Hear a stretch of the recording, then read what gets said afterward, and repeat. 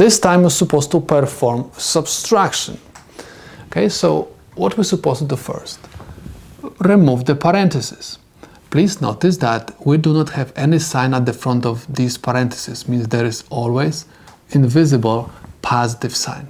So we simply just remove the parentheses. I have negative 4 plus j6. I have negative sign at the front of these parentheses, so it means I have to change every single sign inside of the parentheses.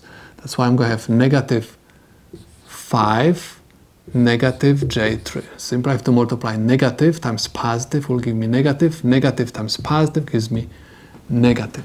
Next, I'm supposed to combine the like terms. I have negative 4 minus 5 plus j6 minus j3. I just wrote them next to each other, okay? The like terms are written next to each other. So I have negative 4, negative 5 is equal negative 9.